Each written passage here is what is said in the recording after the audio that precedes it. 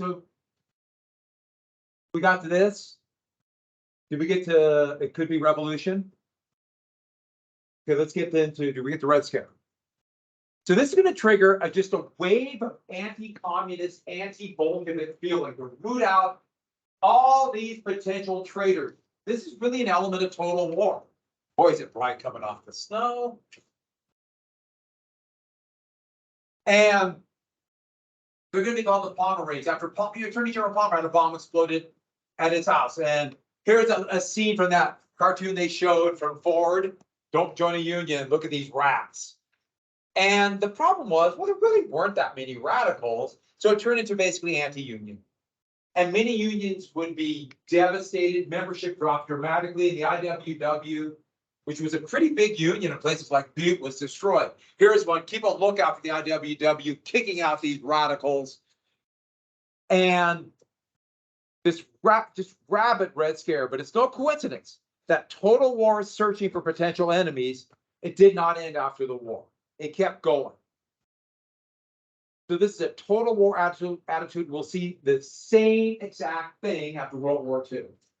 This looking for potential enemies everywhere. Now, at the same time this is going on, you have all these soldiers coming back home. There's unemployment.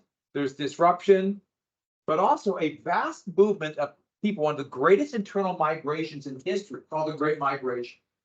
All these people went from the South to the North looking for jobs. Almost all were African Americans, either kicked off or getting out of the sharecropping system. But remember those sundown towns I told you about, those towns that would not allow people who were not into town? That really limited where they're going to go. And also the jobs are in the big cities. And so African Americans moved from the South up to big cities like Chicago, Detroit, Philadelphia, New York. Just this wave of people. And so you have a radical changing of life in big cities. Really different now. Yes, they'll be in areas that are going to be segregated. A lot of times they're going to be of working class, tenements, places that are kind of run down in Manhattan like Harlem. But all these people going north. It's no coincidence that you have this big shift. Red Scare, economic depression, the Spanish flu will lead to one of the most violent uprisings in American history. And I was taught when I was in high school, they mentioned this, and when I was in college, this was talked about. We're jumping right here, called Red Summer. And it was implied that this was part of the Red Scare. No, these were massive, they referred to them as race riots. And there were over 60 cities in the United States. Washington, D.C. was a massive attack, and almost all of them were mobs of white, mostly men, attacking African Americans. Chicago, I put down Omaha because my grandparents remember the one in Omaha. My grandma and grandpa were little kids in Omaha when this was going on. And not that little, I guess they're old enough too. But these went all over the country. And when blacks would try to defend themselves, this would be a call, a cry out to call it the National Guard. All over. And we're jumping right here. Even though most of that Red Summer would happen in 1919, it would culminate in one of the more horrific events in American history. An attack on the segregated black section of Tulsa, Oklahoma. So Tulsa, Oklahoma had Jim Crow laws. Yes, it wasn't part of the Confederacy, but the nature of being kind of pro-Confederacy territory. There's an area called Little Wall Street there. And a relatively prosperous, still segregated and not quite the same banking advantages, especially at whiter-owned businesses. They had done pretty well. But a black man was accused of rape in Tulsa. Actually, it appears to be that he dated a white woman and it found out, and she, to protect herself, said it was rape. And a white mob went around the sheriff's office, drug him out, lynched him, and that's going to trigger waves of people from all over Oklahoma, mostly white men, going through the town with guns. shooting, burning, and destroying Little Wall Street. And here is the Klan, it's after it, burning across and kind of celebrating this. No one ever talked about this. At least 300 people would be killed. They just found a mass grave 4 years ago in Tulsa of almost 150 bodies that were hastily dug and then just forgotten. Nobody talked about this. We have a very good textbook. Obviously, we're getting near the end, so we can't use it as much now, but it's very good. That's good stories in it, good information. This, you have the 10th edition of it. The first 8 didn't mention it. No one talked about this, and it does now. But this was huge. It was called Red Summer, not because of communists. It was called Red Summer because of the blood. But I should add, there'd be a big backlash against blacks who tried to defend themselves and saying it was red instigated. Here, Reds incite Negro rioters, and this was in a paper in Chicago. Negroes plan to kill all whites. By no means, there'd be a few. Georgia whites burned down 5 Negro churches, a few telling what happened. But these are National Guardsmen in Washington, D.C. And that could only mean one thing, the reemergence of the Klan. Yes, I know you're wondering, what about the Klan? Well, I found a picture of Klansmen on a Ferris wheel. I had to show you. You would have been mad, right, if I didn't show you this. So we'll jump right here. The KKK is back, the Ku Klux Klan. And this is for true Americans. Now, they're going to be intensely racist against anybody who's not white. We know that. But also very anti-immigrant, very natives. Also anti-Semitic. I put down anti-Jew to differentiate them from Arab Americans who didn't like either. But also very anti-Catholic. For some reason, I put another comma there. I must have been in a comma mode. But, and depends where they're at. Like in some areas that would be anti-Mormon too. And this idea of what makes a true American? What's a true American? People came from Northern or Western Europe. No one else. You notice it's not true Americans as in American Indians. So we already talked about this before, that Birth of a Nation. There's a screenshot from it by D.W. Griffith. That movie would trigger the reemergence of this new Klan. And they would take some of the costume and disguise of the old terrorist group from Reconstruction that was keeping free men from voting. And it turned into this kind of almost like a social club society. They do secret meetings.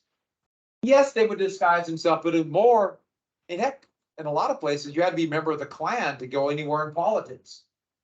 Here, that famous shot they showed, they also showed that from the video of going to Washington, D.C. And the Klan were both Republicans and Democrats, both political parties. Indiana's a very Republican state. All Republicans are. Same with Ohio. But the Klan, just a few states over in Iowa, were almost all Democrats. And to give you an idea how this happened, here is a more Republican-leaning cartoon against the Democratic Convention in 24, showing the Klan there. Also, the people want to end prohibition. Here is a more Democratic-leaning one of the 1928 Republican one, and here's the Klan right here. So it really just depended where they're at, where the Klan was. The Klan was equal opportunity. Whatever party's dominant will infiltrate and take over. There was a Klan in a little bit in Georgia, Louisiana, and Florida, but for the most part, this was not a Southern phenomenon. It's no coincidence that you're going to have the most restrictive anti-immigration law in American history, the National Origins Act. Sometimes you see this called the Immigration Law of 24. Also, write down the word quota, because this is also sometimes called the Immigration Quota Act. It set very strict quotas on who could come in. 30 years earlier had been the Chinese Exclusion Act.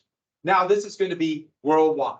And it basically limited immigrants to almost none, every place in the world except Northwest Europe, and just a few from there. So not Southwest, not Southern Europe, not Eastern Europe, not Ireland, almost no immigrants from Africa, totally stopped immigration from Asia.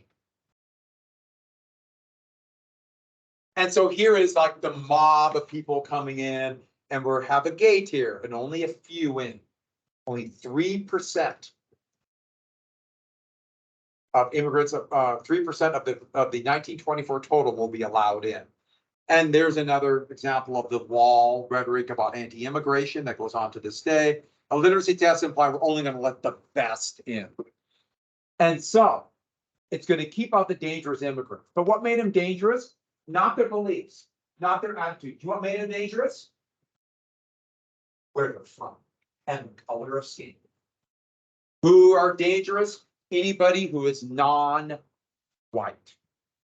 And this is that they would literally go through and measure whiteness. And so the most white for people who came from this area here. Ireland, they're not fully white. Italy, not fully white. It was a big debate. How white are Turks? How white are people from India? It wasn't like, should we allow Indians? It was, what is their color of skin? And they divvied it up and they measured it. That is what made them dangerous. Why were they susceptible to communism? The color of skin.